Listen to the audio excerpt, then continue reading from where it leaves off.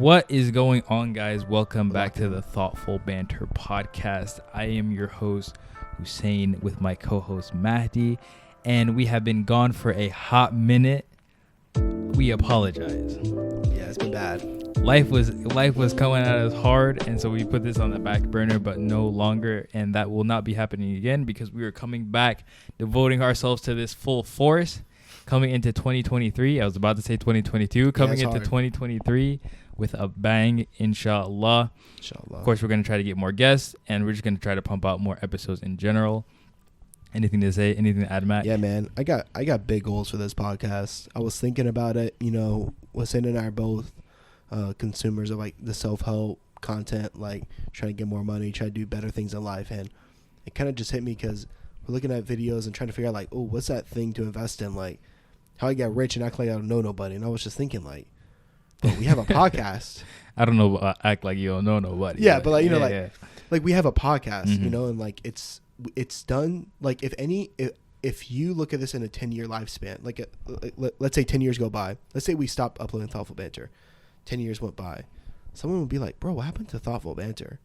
And people would be like, you got like $100 of patrons a month and you only upload like 29 episodes. Why'd you guys slack? Like the potential's there. So I want us to get like Muslim Rogan rich. Muslim Rogan influence, inshallah. So let's see, man. I'm excited. Yeah. So Matthew actually, like when we were talking about all this, he sent me some of the, I guess, analytics, like lifetime analytics for our channel. Let me see if I can pull that up because I was You're shook, huh? I was very shook. Hussein is always surprised when he sees the love we get. I really am. And I tell people like sometimes I'll be at like a camp or I'll be at like a conference and like randomly someone will be like, bro, you look so familiar. And you're like, Thoughtful Banter? And I just don't understand. I just hope you guys understand how much it like makes my day. Like recently I was at a camp and someone was like, bro, have I seen you before? And I was like, I don't know. I was at Marafa. Like you probably saw me there. I don't know. Like I don't recognize you. And then I guess he didn't recognize me because I'd cut my hair. And then like we're in another like event, maybe 20 minutes later, and he's sitting next to me, and he goes, "Oh my God, you're a Thoughtful Banter!" And I was like, "Yeah, that's funny." But anyways, so our like lifetime YouTube, social media, all like social media analytics, just to give you guys a taste. So on YouTube, we uploaded 56 videos, and we have 14.5K views, and we have 185 subscribers. I didn't know we had that many views, honestly. The subscribers sounds about right, yeah. And then on Instagram, we have 56 posts, and we have 64,000 views from our reels. Yeah, it's a lot. It's a lot of views from our reels. That's a lot of views. Yeah, that's a lot. You know, now it's just a matter of like turning that into like the Instagram to YouTube pipeline, right? Yeah, it's also interesting because it's like I think we weren't even consistently consistent. Yeah, you know, so that was just consistently consistent. You know, that was just us putting things together whenever we could, or / felt like it.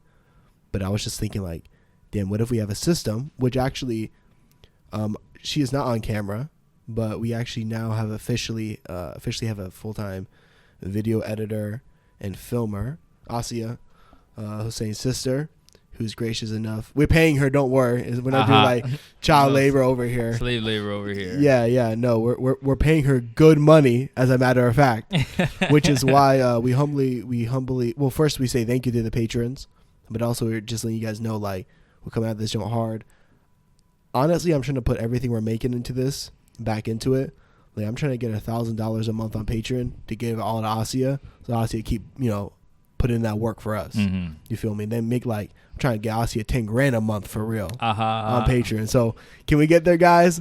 Let's see. And speaking of the patrons, we gotta shout them out. You want to do it or? You have the list. Yeah. We got shout out to Deadman, Asad, Ali, Ahmad, Latifa, Ali again, T Jam, Justin, and Muhammad. You guys keep this joint running. And then just lastly, to round us all out, on all podcasting platforms, we have 1,000 plays. We're in the top 25% of podcasts according to Spotify. We're the top 10 podcasts for 52 people, and we're the top 1 podcast for 7 people. So again, shout out to you guys. amazing fans. Even if you're not providing monetary support, just talking about us to a friend or talking about us to someone in your social sphere goes a long way, and that's an extra view for us. So Yes, thank sir. you guys. Yes, sir. So, first of all, when we were gone, a lot of things happened on the internet. Yes, As soon as we lot took has a break, happened. as soon as we took a break, a lot of internet things popped off, specifically Andrew Tate. I mean, Andrew Tate was a thing even before, But it got bigger. But it's grown to a ridiculous amount of just Andrew Tate content. I literally can't escape the man. I can't.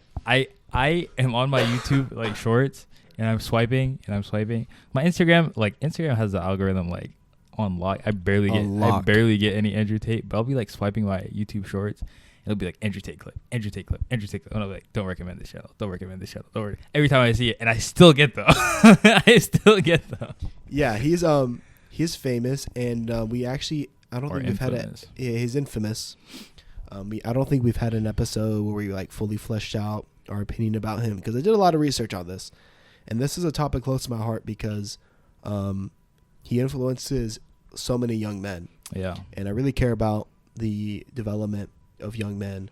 Our youth. I really feel for it because I was one of these guys, except when I was their age, I didn't have Andrew Tate. I had other people around, and I kind of get worried because I know, despite the fact that I might be oh, these dummies who listen to Andrew Tate, I feel like if I was 16 years old right now, I might actually end up liking Andrew Tate because of how popular he is, how charismatic he is. So I want to give a full holistic opinion.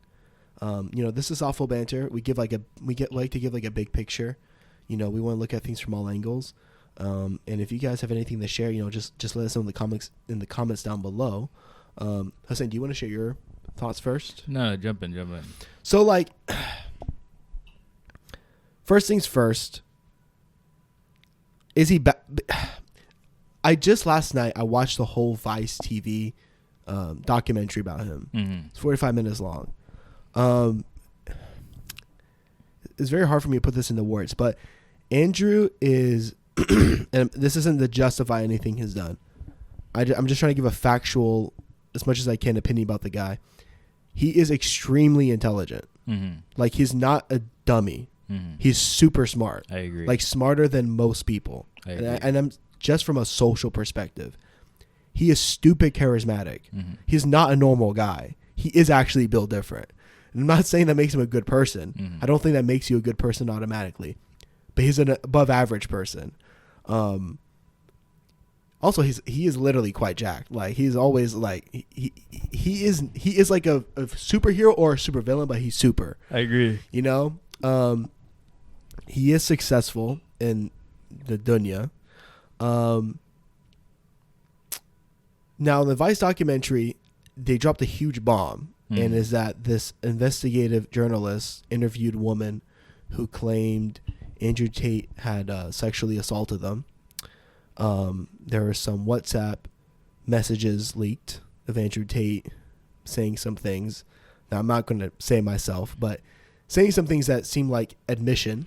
Hold on. Before we even jump into the specifics of Andrew Tate, I kind of want to talk about Andrew Tate, the phenomenon. The phenomenon first. Yeah. It's so big, it's hard to get started. Yeah, because before I don't know. For me, it saddens me when I see especially Muslim youth gravitating towards Andrew Tate, because, and I say this to them, and I'm you could literally look at the people in your community and find people who are 10 times Andrew Tate.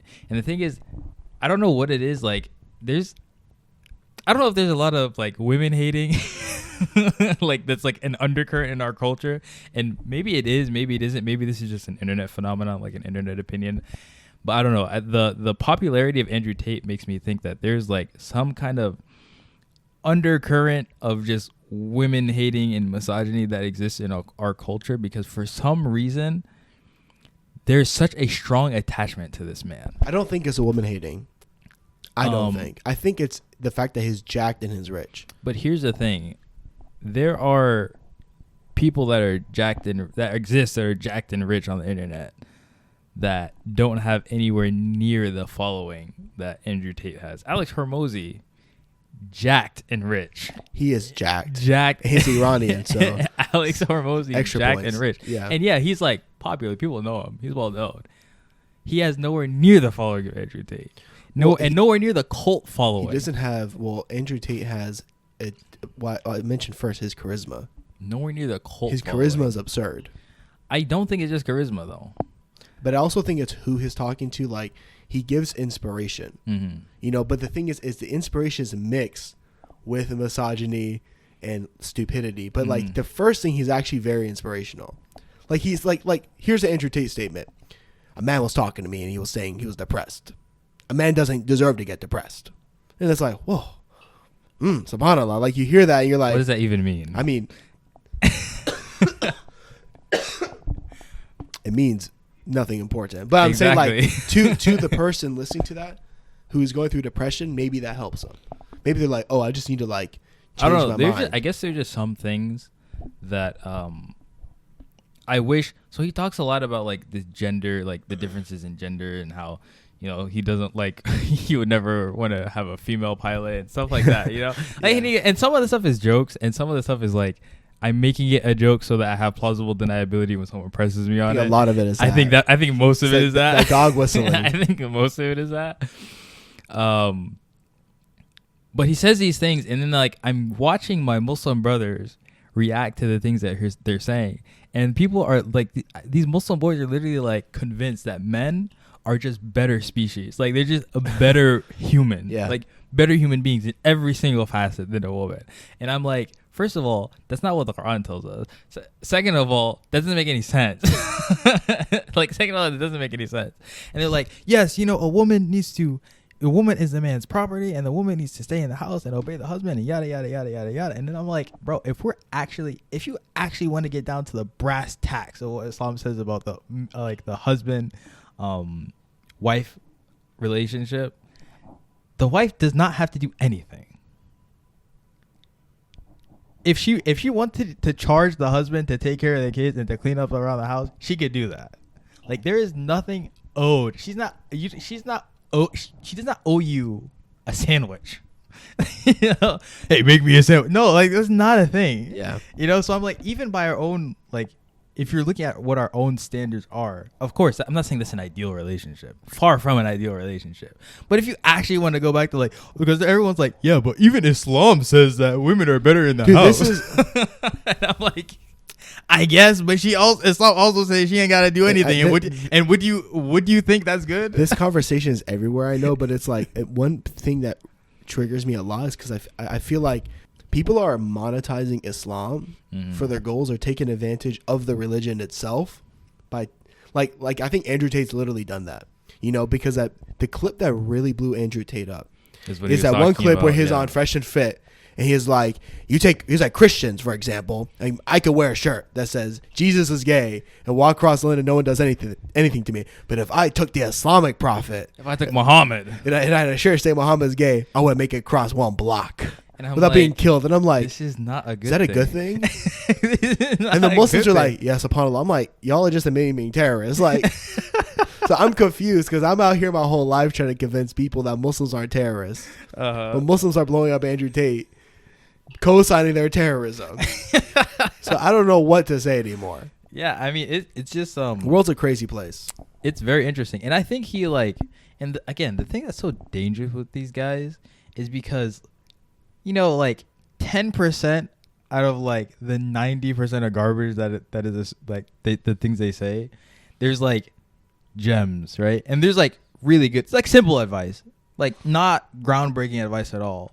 Similar to like the Jordan Peterson phenomenon, like clean your room, okay, like word. Yeah, some actually solid life advice. Yeah, you can't go wrong listening. Yeah, you can't go wrong listening to it. And so people like take that,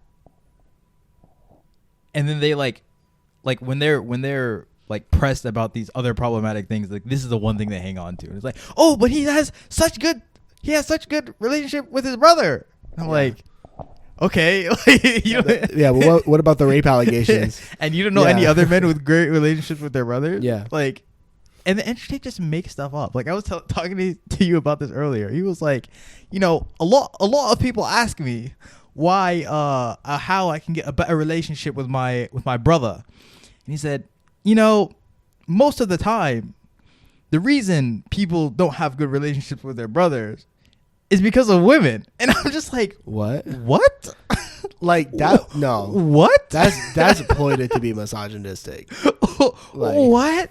He's like, yeah, the wife says, oh, you're hanging out with your brother too much. And, and I'm like, okay, first of all. That's straight up misogynistic. First of all, 90% of the people that are asking you this question are people that live with their parents and have their brother in the same house. There's no woman involved in this relationship here. The biggest fan base are young boys. This is just siblings having a problem with each other. Yeah. I don't what are you talking about? Yeah. I'm just and then people are you just made that up. And you just made that up. How do you know? Where's that from? You literally just made that up. And then people listen to it and they're like, oh yeah, bro. The reason I have a good relationship with my brother is because my girlfriend. And you're like, what? So more than that too, it's so that's an interesting phenomenon. And I talked to a couple guys who are big Andrew Tate fans, and I was like, okay, maybe the Matrix is real, and they are trying to shut this guy down. Hold on. I have to interrupt you. What's the Matrix? Bro, what's the Matrix? I'm not getting into that. This is for anyone who's listening. What's the Matrix? Bro. Who is trying to shut down the Matrix? Hold on. First, I was like, okay, let me first see if it's truth in Andrew, and then I'll listen to what he says the Matrix is. So I was trying to see maybe people, because Andrew Tate's always claiming he's being taken out of context. So I'm like, let me see if that's true. I watched an almost hour-long video uploaded by himself where he was it was after the big cancellation. And he didn't fully explain anything. He never actually told, he will be like, oh, yes, of course, I love women. I think women should be taken care of, But, if I'm referencing a specific clip of Andrew talking, if I'm he said, Andrew, in this clip you said, slap a woman if she's talking to you like this. He'd be like, no, I mean, I love all women. I'm like, okay, are you serious about what you said in this clip or not? Because there are plenty of people who slap women, and in their world, they love women. They just think that's how you got to treat a woman to listen. That there are plenty of people that exist. There's a lot of people. So it's he doesn't, and he has been provided the right amount of time and power to give context. Yeah. He hasn't given context. Also, I think another thing that disturbs me is specifically from Muslim boys.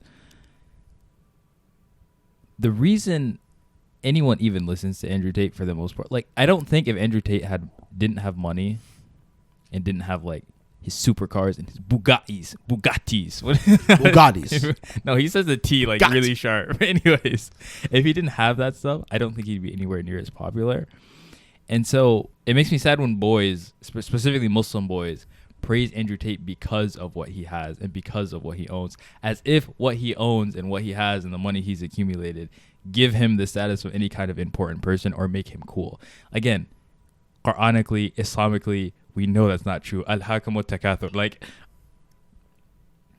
This is just so much in the deen. If I could if I just brought up the Quran right here and I brought up Andrew Tate clips, you would be like, is he Muslim? But I'm not even talking about that. I'm just talking about strictly about Muslim people who look up to him simply because of what he has and think men are better simply because they have higher earning potential than women. And if that's even true, that's debatable. But they'll say, for example, too, oh, it's not that, it's his motivational. But again, the point's can't you find that motivation other places? Can't you find don't have a plumber in your community who can tell you to work hard, bro? Exactly. Bro, also, he would be like, you have to live 60 years to get one of my supercars, one of my Bugattis, right? He's like, some person who works a 9-to-5 job as an employee, is in the Matrix, has to work 10, 60, 50 years to get one of my supercars. And I'm like, bro, some people don't want supercars. Yeah. It's not the pinnacle of success. Some people don't want supercars. Some people are better off not having supercars, even if they want them. There is a concept that sometimes God keeps you in certain conditions because he knows that if you're in a better one, you'll start wilding out. Yeah. Right? So where does that, as a Muslim person consuming this information and this stuff. Where does that fit into this matrix nonsense that Andrew Tate's talking about? Yeah, and as well, especially for Muslims listening, I'm not making this up. Like, he's talked about it, he's open about it. This man's made his money from casinos and webcams. Like, do I have to explain how degenerative and haram and dirty and disgusting it is for you to make your money in those ways? You get your money from crippling men, if you think about it. He talks about all the stuff, men shouldn't watch porn, men should take their power from women. Do you know the kind of men who are spending thousands of dollars on webcam girls? That is an addict. You know, if you're making money from casinos, that's an addict. That's another addict. Yeah. You are a devil, bro. Like, if you like them, that your money is dirty as hell. And it seems counterintuitive to like the things you claim to want for other men. To make men stronger. It's like, oh, I'm going to step on these other men. I'm going to step out on all these other beta males. I'm going to step on these beta males to put myself in a good position. And then I'm going to preach that you shouldn't be a beta male. And it's like, you literally wouldn't exist without beta males. Yeah. Like, you know. Yeah. And it makes me think about, like, I'm very interested in his psychology, like, as a person. I think he is, again, very intelligent. I think he probably doesn't have much actual empathy for people. Mm-hmm. I mean, I think he loves Tristan, you know, but, like, for you to be able to do that, I don't think you can actually care about your followers. And don't get me wrong. The couple, there are like several Andrew Tate clips that are absolute fire. No, they go hard. Like especially the ones when he's talking about his relationship with his brother. Yeah. Like They they so make crazy. me emotional, bro. Like, Yeah. like, he was like, They do. He was like, Tristan was talking about how like the most important relationship you can have is like with your brother. And he's like, when you told me you were going to become the kickboxing world champions and you had zero, like you had no wins and you were awful. What did I tell you? And Andrew's sitting there smoking a cigar and he's like, you told me I was going to be champion. And I was like that was super wholesome. Yeah. That was super wholesome. And I think those are real clips.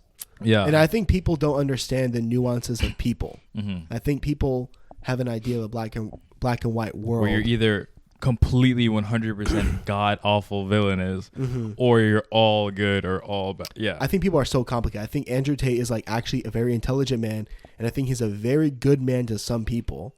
And I think plenty of women love him. I think he probably has like hella girlfriends, and some of them are obsessed with him, love him, and he treats them great. And I think other ones he would say that he abused them. You know, like people aren't just one thing. I think that's a very dangerous mindset to get into. And I think, has he helped men? I think without a doubt, men will say he's helped them. But has it been a net good or a net bad? I would say overall net bad. And it's not because of his advice necessarily. It's a combination of the fact that it's the ideas that he's portraying his advice on. Because you can talk about guys and say, you know, mindset matters, work your butt off, don't be depressed, don't be a brokey, don't be a loser. That's great advice.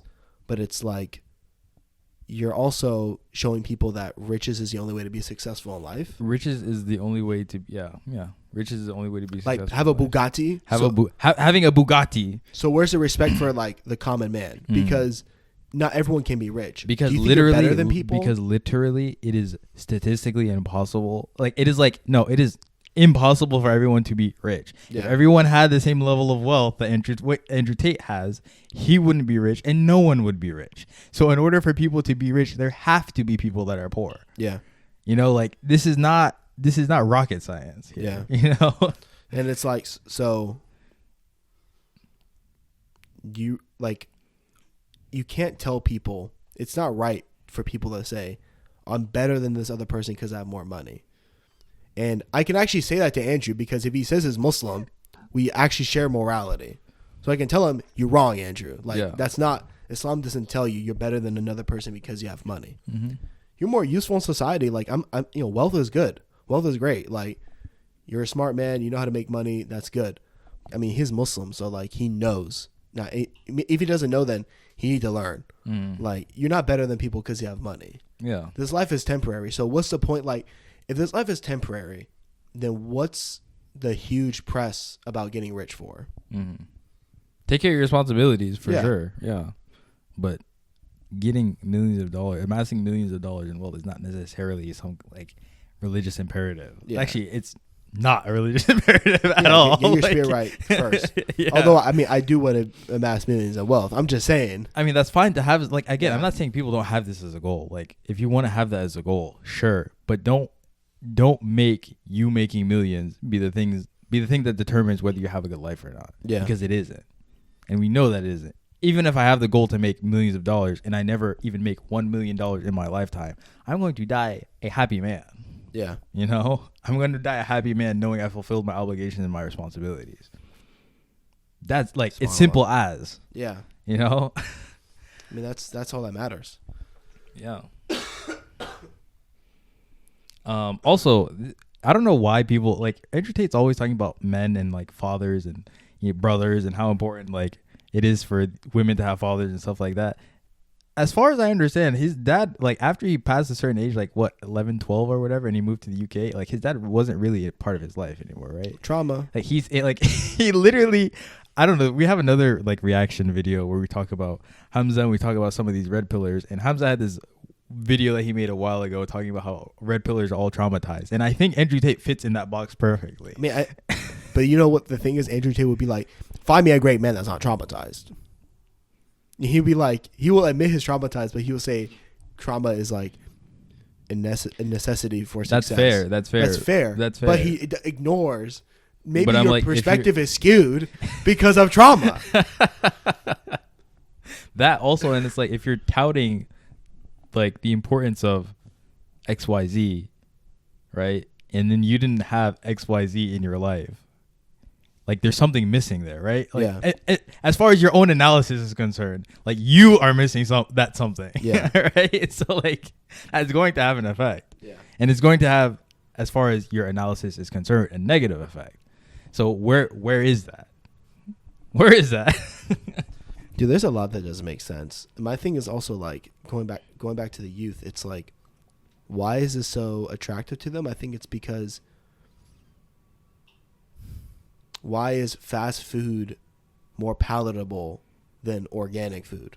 You know, Because it's easy. It's and easier. It's fast. And it's easy. and that's what I was like. I was doing this youth session and I was trying to drill in these boys' heads that like the reason you're clinging to Andrew Tate is one, probably because you have daddy issues. I didn't say this, but probably because you have daddy issues yourself. Bars.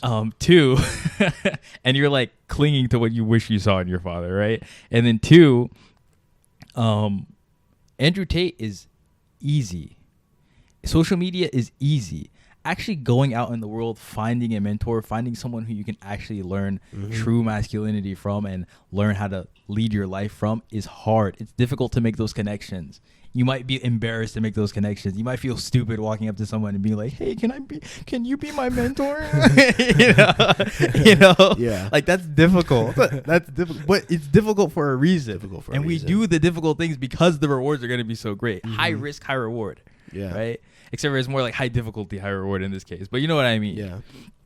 Right? There's a reason we do these things. And like you said, you hit the nail on the head. Social media is just easy. I mean, we talked about this with Sheikh Trent as well. I don't know. This might have been like off camera. I don't remember. But like, it's the same reason why people flock to pornography. Yeah. It's easy. It's easy. It's easy. You don't have to face the social rejection. You walking up to a cute girl and her friends are there and you got something on your face. You got some spinach in your teeth. You walk up to her, you have an opener or whatever.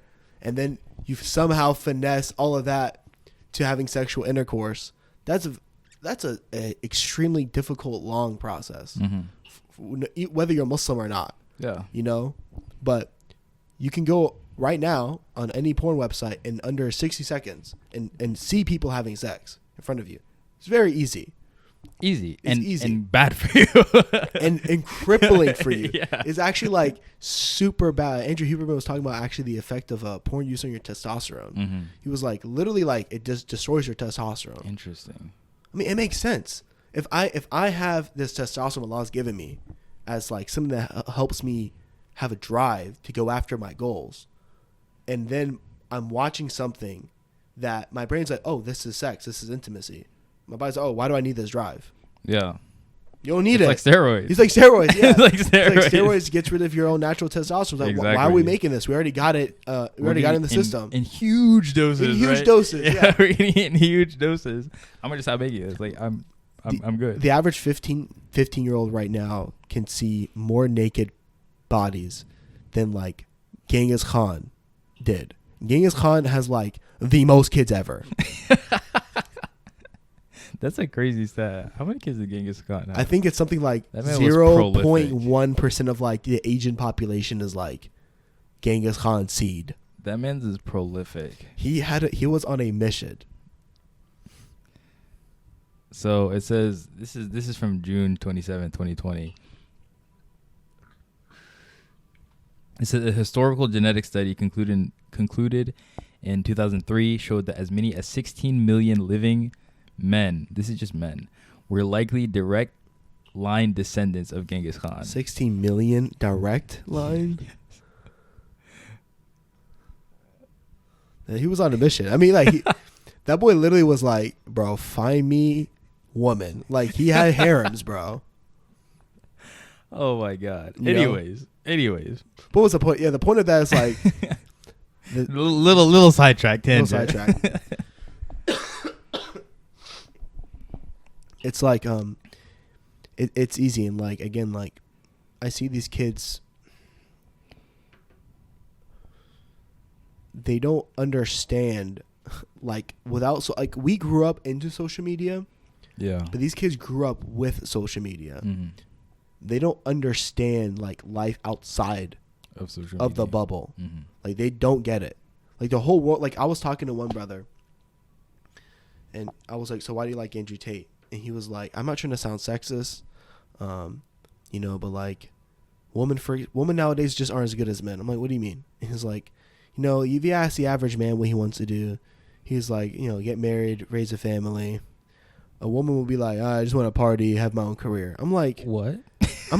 listen, bro, shut up. I was like, you haven't talked to the average woman. I know this is what And you haven't talked to the average man. This is what I'm saying. Because you're a teenager. How many people have you talked to? Yeah. You don't talk to girls, But bro.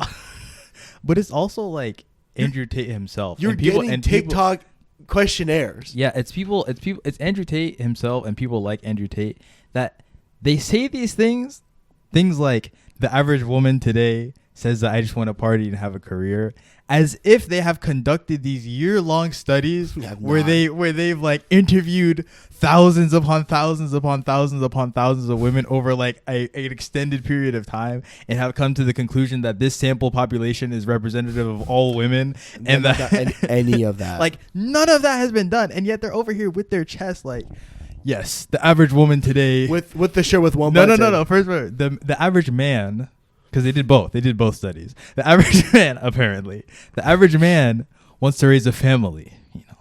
He wants to be Adonis. He wants to have kids. He wants to lead a righteous life. Leave a degenerative society. He wants to lead a righteous life.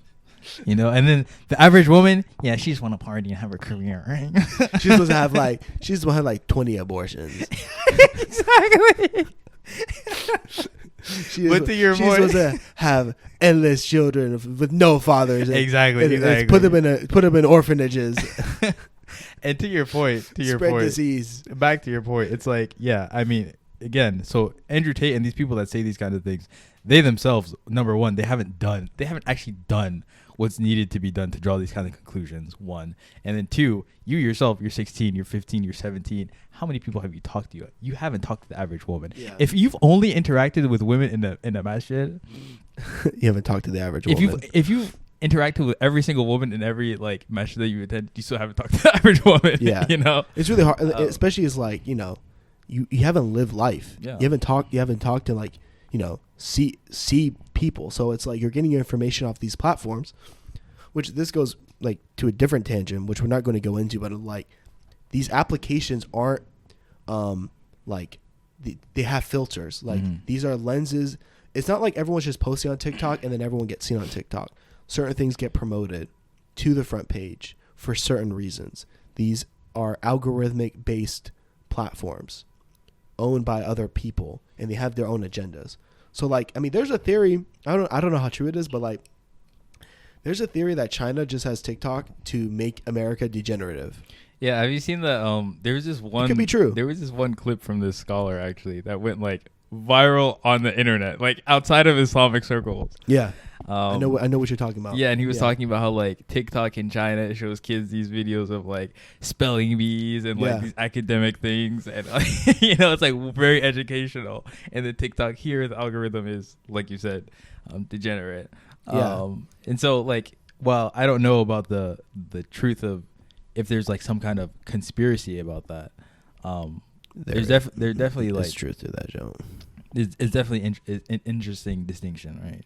Yeah, it's like you're not. This is actually very scary because people talk about like your reality, like your brain, what you put in front of your brain just thinks is real. Yeah. Your circumstances, your immediate environment is just what your brain understands to be reality. Like just think to yourself, if you're around a bunch of friends who everyone for fun, they just smoke, they do drugs, they go to the bar every weekend, and they watch movies, and that's how life goes by, and that's your circle.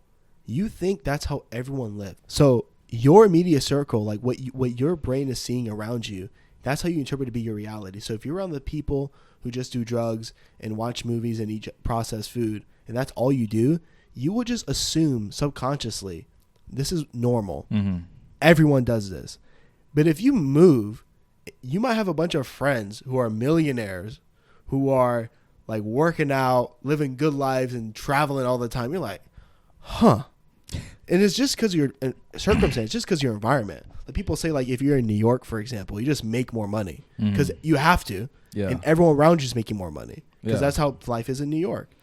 Yeah, and then like also your just horizons expand necessarily. You're You running. see it, I have to make $10,000 this month because I have to pay my rent. I have to make the girl this month because I have to pay my rent. Yeah, but also like even if, and this is, I don't want to get too much into like economic theory here, but like even, this is a little bit of a tangent, but I'm gonna say it anyways. They say that markets drastically improve like feelings between people. And so for example, if you're like in some isolated place and you're only forced to interact with yourself, and then you move to New York and say you have disgustingly racist ideas, even if you have those disgustingly racist ideas, to get a cup of coffee, you're probably going to have to talk to a black person. Yeah. Right. So like, yeah, I mean, there's a lot of merit in what you say. Yeah. That's funny. That was actually very interesting. So wait, can you explain the theory more? So there's research has been done about like, and this is in the whole like capitalism versus socialism or communism argument, because in a communist or socialist state, you wouldn't have a market system. There would be no market system. Everything would be centrally planned by the government. And so the research basically argues that, or the research shows that people interact more with markets. People like behavior is better in markets. Markets do a lot of things for human beings and make people cross lines of interaction that they generally wouldn't cross if they had the choice not to. So it's just interesting and kind of like my nerdy economic. That is interesting. I like that joke. Economic interest. I like that joke. Yeah, we're kind of all over the place. We definitely are. I miss talking. I miss doing thoughtful banter. But it's good. What was the last point you said in regards to what we were actually talking just like about? What these youth are seeing is not reality. Yeah. That's what's dangerous about all of this. So like, I want to go back to your point. You're talking about the daddy issues. It's true. Guys have daddy issues. Even if you have a good dad, I think you're gonna go through a daddy issues phase. I think. Yeah. I mean, first of all, there is like some kind. I think there's some kind of friction that happens between father and son, no matter like how good you are as a father, right? Yeah. Or how good you are as a son. That's just part of growing up. But I think a lot of young men from our generation, and probably before too, either didn't have fathers present, or they had fathers who were physically present and mentally not present. And that like absence whenever they came to the house, that like mental absence whenever they came to the house is felt. And like you feel like oh, am I not good enough? Like, Yeah. you know, and you internalize those feelings. And I think a lot of the issues that we see in young men today is as a result of those things. I mean, it can look like a lot of different things. I think sometimes it's just like, who am I? What do I be? What does masculinity look like? You know, like what do I do with my life? Like what makes me different as a man? Like where's the example? A lot of guys don't have actually a masculine frame, an example. That's true. And the reason I was mentioning in the very beginning, I was mentioning women hating and misogyny is because there are people that promote like these messages of, you know, masculinity, healthy masculinity. They even promote like, or they even talk about the differences between masculinity and femininity, the difference between the genders, how you should interact as husband and wife. These people even talk about these type of things, and it's really good. What is like painfully or obviously lacking from their platform is misogyny, is like vitriol towards women. Yeah. And these people are nowhere near as popular. And they're appealing to like the same, you think that they're appealing to the same audience, right? Men who are trying to increase their masculinity, feel a certain way, and are trying to improve themselves. And they are. But there's like a vast difference in the attraction of one versus the other. And I think also like the reason for that is, again, because they're less flashy. They probably look like real human beings. They probably wear shirts with more than one button done. LOL. You know, like they probably are less entertaining because they speak less nonsense. Like Andrew Tate's extremely entertaining. He's so funny. He makes you feel like you can do anything. Dude, I think Andrew Tate is so charismatic. If you walked in this room and we talked to him for 10 minutes, he would get us to like him. I'm that convinced. Like even all that I've said, you're like, my friends, we're recording a podcast. You know, you guys look like good brothers. Me and Tristan are, you know, we know something about that. I'm like, you know, You're funny. you know what I'm saying? Like for real, seriously. If he was like, yo, Matt, you look like you lift weights. I'll be like, whoa, you guys set me up, bro. You look like you lift weights. You know what I'm saying? He's like, you're strong. You guys have done jujitsu. I can tell because you have a fighting spirit. I'm like, gassing me up. You're funny, like just imagining the scenario, like you're live on camera. But anyways, continue. Yes, it's funny. It's like, but I'm saying it's scary. You know, it's like this kind of like it's delusion. It's not. You have to see how people act, but also what people do. You know, and you have to see, like, you have to just ask why. Why? You know, why, and like, how does this benefit the person? You know, like, dude, you know, like, so like. I was doing research on like why all these clips are around with him, around about him online. And it's very interesting. Like he has a multi-marketing breakdown that's super intelligent. So Hustlers University, for example, you have referral links. If you get someone to click your referral link, you get 49% off their first month, or I think off their code, or just off their subscription, which is like the subscription is like $50 a month, so it's good money. So all these edited accounts are people with the referral links of Andrew. Interesting. So they have all the incentive to just make clips of Andrew. And he can just be like, I didn't make the clips. They're out of context. It's not me. It's not my team. So what's plausible the biggie? deniability? Plausible deniability. Exactly. When it's like, this guy is kind of a genius. No, he's like you, very intelligent, super charismatic. I'd like to think that he wouldn't be able to get me to like him if he were in person, but maybe he could. Like, I really couldn't say, you know? So, yeah, I mean, I'm just saying all of those things does not equal good. Yeah. Yeah. Those aren't and I think good that's like our point. If you take nothing else away from this podcast, take away that money, charisma, being absolutely jacked does not equal you are a good person or you are successful or I should listen to you. I just think about, like, I guess we're starting to like wind it down, getting closer to closing the podcast. Just think about Islamic examples. You know, like they say that the Prophet wore clothing in a way that if you didn't know who he was and you entered a room, you could not distinguish him from the crowd based on his clothing. Yeah. He wasn't wearing extra drip that signified who he was, you know, based on his clothing. You know, they say, like, yes, Imam Ali was able to break down the gates of Khaybar, by himself, with the power of Allah. But later on, the soldiers were talking amongst themselves, and they're like, dog, did I see that right? Did Imam Ali really break down the gates? How did he do it? What he on? Oh, let's find him and let's ask him. They find Amir al-Mu'mineen. They walk into a room, and he has a loaf of bread on his knee, and is hitting the loaf of bread against his knee. It's like a dry loaf of bread. It's a dry loaf of bread. And he can't break it. And they're like looking at him appalled. They're like, Amir al-Mu'mineen, how can I you just not? saw you open this gate with your bare hands. Yeah. Like, why are you struggling you're with struggling with this? this piece of bread? And he's like, dog. That's from Allah. You said dog. No, he didn't say dog. So I'm just, transliterating. So,